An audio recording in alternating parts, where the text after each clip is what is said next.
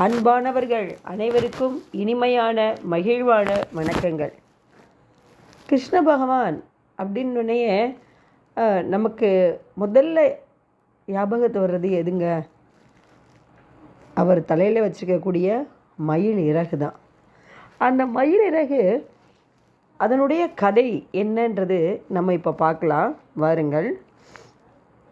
திரேதாயுகத்தில் ராமனும் சீதையும் வனவாசம் சென்றார்கள் அல்லவா? அந்த வனவாசத்தில் ஒரு இடத்துல ஒரு காட்டுப்பகுதி, அந்த காட்டுப்பகுதியில் ராமனும் சீதையும் அமர்ந்திருக்கிறாங்க. அப்போ சீதாதேவிக்கு தண்ணி தாகம் தாங்க முடியலையாம். உடனே சீதாதேவி ராமனிடம் கேட்குறாங்க, எனக்கு ரொம்ப தாகமாக இருக்குது, எனக்கு தண்ணி வேணும், இந்த இடத்துல தண்ணி இருக்கிற அப்படியே தெரியலையே அப்படின்னு சொல்லி அவங்க கேட்குறாங்க. ராமரும் சரி எப்படினாலும் தண்ணி வாங்கி கொடுத்துடலாம் அப்படின்னு சொல்லிட்டு பார்க்குறாரு. தண்ணிக்கான தடயமே தெரியல. அப்போ என்னென்னு கேட்டிங்கன்னா, அந்த சைடுலேருந்து மயில் ஒன்று வருது. அப்போ அந்த மயில் சொல்லுது, எனக்கு தண்ணி இருக்கக்கூடிய இடம் தெரியும், என் பின்னாடியே வாங்க, உங்களுக்கு நான் தண்ணி இருக்கக்கூடிய இடத்த நான் காட்டுறேன் அப்படின்னு சொல்லி அது சொல்லுது. ஓகே அப்படின்னு சொல்லிட்டு இவங்க ரெண்டு பேரும் அந்த மயிலின் பின்னாடியே அவங்க போடுறாங்க. அந்த மயில் பாதை காட்பதற்காக என்ன பண்ணுதுன்னா, தன்னுடைய இறகை பிச்சு போட்டுக்கிட்டு வந்துக்கிட்டே இருக்குது. இந்த எண்டில் தண்ணி இருக்கக்கூடிய ஒரு பெரிய குளத்தை காட்டுது. உடனே ராமனும் சீதையும் நல்ல தாகம் தீர தண்ணீர் குடிச்சிட்றாங்க. அதுக்குள்ளே இங்கிட்டு மயிலை பார்த்தா செத்து கிடக்கு. என்னன்னு கேட்டிங்கன்னா, பாதை காட்பதற்காக தன்னுடைய இறகை பூரா பிச்சு போட்டுக்கிட்டே வந்ததா, கடைசியில் என்ன ஆயிடுச்சுன்னா அது உயிர் விட்டுருச்சு.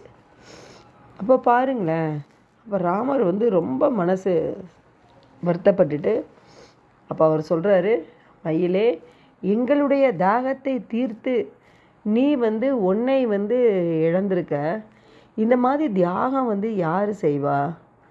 அதனால அடுத்த யுகத்தில் கண்டிப்பாக என்னை விட்டு பிரியாமல் நீ இருப்பாய் அப்படின்னு சொல்லி அந்த மயிலுக்கு முக்தி கொடுத்துட்றாரு.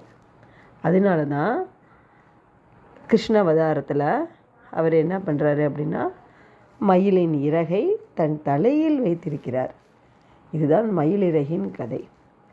அதாவதுங்க, பகவான் என்ன கேட்குறாருன்னா, எனக்கு நீங்கள் பெரிய பெரிய ஆகாரங்கள்லாம் படைக்கணும்னு அவசியம் கிடையாது, நிறைய பழங்கள் படைக்கணும்னு அவசியம் கிடையாது, நிறைய நகை நட்டுகள் பட்டு பீதாம்பரம் போட்டு என்னைய அலங்காரம் பண்ணணும்னு அவசியம் கிடையாது. என்மேல் சிறிய அன்பு வைத்தால் போதும். எவ்வளவு குறைந்த அளவு உண்மையான அன்பு வைத்தால் நான் உங்களுக்கு மலையளவு நன்மை செய்வேன் என்று கூறுகிறார். அதுதான் இதனுடைய பொருள். ஆனால் அவர் கேட்பது நம்மிடம் ஒரு கடுகின் முனையளவு தான் அவர் மேல் நம்பிக்கை வைக்க சொல்கிறார். அந்த கடுகின் முனையளவு கூட நம்மளால் அவர்கிட்ட நம்பிக்கை வைக்க முடியாததற்கு காரணம் நம்மிடம் உள்ள ஆசை, அகம்பாவம், ஆணவம், கோபம், காமம், மதம், ஆச்சரியம். இது மட்டும்தாங்க. இதையெல்லாம் தூக்கி எறிஞ்சிட்டு பகவானே நீயே சரணம் என்றால் பகவான் நம்மை மடியில் வைத்து, கையில் வைத்து, தலையில் வைத்து தாங்குவார் என்பதில் சந்தேகமே கிடையாதுங்க என்று கூறி உங்களிடமிருந்து விடைபெறுகிறேன். மீண்டும் உங்களை சந்திக்க வருவேன். நன்றி, வணக்கம். வாழ்க வளமுடன், வாழ்க வையகம். இந்த வீடியோ உங்களுக்கு பிடிக்கும்னு நினைக்கிறேன். லைக் பண்ணுங்கள், ஷேர் பண்ணுங்கள் அண்ட் சப்ஸ்கிரைப் பண்ணுங்கள். தேங்க்யூ.